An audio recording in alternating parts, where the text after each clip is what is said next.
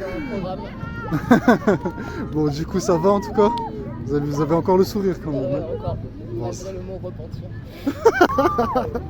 Pourquoi ça fait peur la repentance? Peut-être ouais, que ça a une connotation assez. Comment dire? Presque un peu moyenâgeuse. Voilà. Ça y est pas, oula. Repentir. Tu sais, ça ramène à une époque où la religion Oui, était le pouvoir en place. Et, oui, surtout en France au 16e siècle, 15e. Oui, même avant. Ouais. Encore plus au sein du Moyen-Âge, au cœur du Moyen-Âge, même le 12e et tout. Ouais. Mais la religion a évolué, aujourd'hui on n'est plus... Ben, il y a la laïcité. Malheureusement, moi je ne vais pas dire heureusement, mais malheureusement, oui, l'église a été séparée de l'État, ouais. Ouais, je comprends aussi parce qu'il y a eu des guerres entre les catholiques et protestants orthodoxes. Ouais, sont bagarrés, tout ça. Ouais. Bon, dites-vous que... Moi je trouve que c'est quand même une bonne chose la séparation de la laïcité de l'État, mais après la laïcité, la problématique c'est d'aller mettre tout ce qui est spirituel à la poubelle, quoi. C'est ça. Et ça crée un État sans Dieu. Sans moraux, voilà, c'est ça, sans morale. Ah, n'ayez pas peur, hein, parce que moi je travaille avec des enfants aussi, qui me disent qu'à 12 ans, ils commencent déjà à boire de l'alcool, à fumer. Vous pouvez le dire, il n'y a pas de morale. Hein. Ils ont perdu les moraux qu'il y avait au 15e siècle, si vous voulez. Je crois que Dieu était le garant de la morale. C'est mieux de l'avoir quand même, je pense. Parce que si on l'a pas, moi j'ai constaté que c'est pas mieux quand même si on sent quand même. Ouais. Bon, là on a fait une leçon d'histoire. Du coup j'imagine que vous ne croyez pas en Dieu, je pense. Si. Ah là là, vous m'avez fait toute la leçon sur les catholiques. Je pensais que vous étiez athée.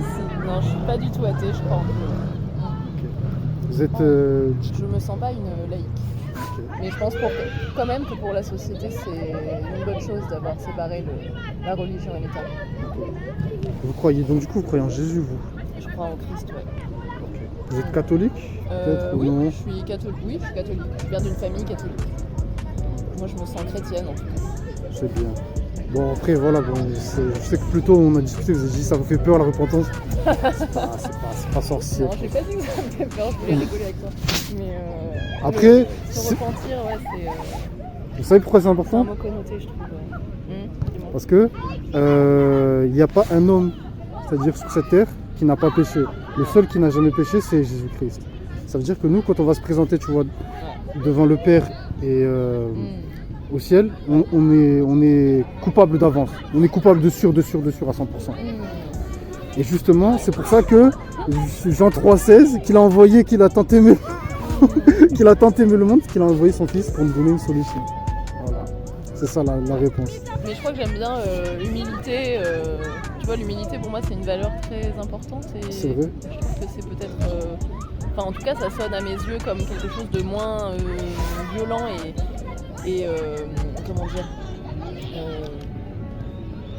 dans l'imaginaire collectif, la repentance, tu sais, on a cette image de la flagellation. Non. Tu vois, il y a quelque chose de très dur. Et je suis pas sûre que ce soit le meilleur moyen d'amener les gens à Dieu, de leur parler de repentance.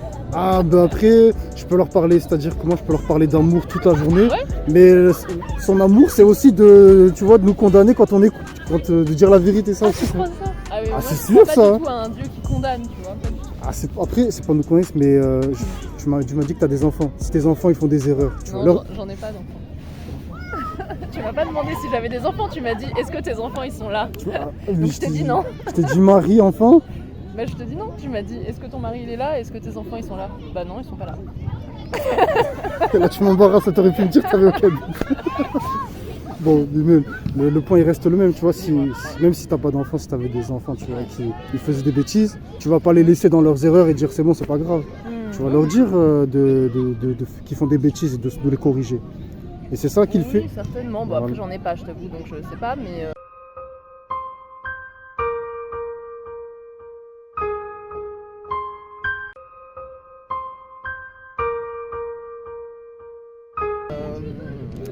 Je pense pas que j'utiliserai non plus la condamnation, tu vois, sur mes enfants. Tu vas devoir les corriger. Si par exemple ils fument à 10 ans, tu vas pas dire c'est bien, continue.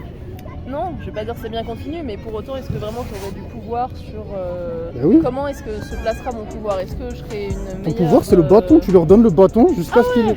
Ah, c'est comme ça, toi. C'est passé comme ça, c'est ce qui est marqué dans la Bible, c'est de ne pas hésiter à punir. Ouais, enfin, tu sais que le Christ, c'est quand même celui qui a sauvé de la lapidation la femme adultère. Hein. Oui, c'est vrai, c'est vrai. Donc il lui a pas envoyé une pierre en lui disant c'est pas bien ce que t'as fait. Non, je parle d'enfant, je parle pas de... Oui, mais je parle juste de condamnation. Je parle juste de, par exemple, de donner un petit bâton, tu vois, une petite table, tu vois, pour le corriger. Ah, pas de... Ouais, alors moi je suis vraiment pas pour la violence physique, ni immorale d'ailleurs. Mais toi, ça se voit que t'as pas d'enfant, hein. Parce que hier j'étais avec j'étais avec les enfants du centre social. Crois-moi que si tu t'occupais d'eux, tu vas dire la violence, Je crois que c'est la seule solution, c'est terrible. C'est pas la seule solution, mais ça fait partie de la correction. Écoute, moi je pense que répondre à la violence par la violence, c'est quand même. Oui, c'est mauvais. Générer, c'est mauvais. C'est vrai. Négatif et de douleur, mais... La Bible nous dit aussi de ne pas répandre le mal par le mal, c'est vrai. Donc tu as raison, tant pour toi. Mais bon, quand même, voilà, le point reste le même, que voilà, vu qu'on est coupable de tout ça, c'est de se repentir et de croire en Jésus. Parce qu'il nous aime. Moi aussi, je crois que Jésus nous aime. Bon, c'est bien.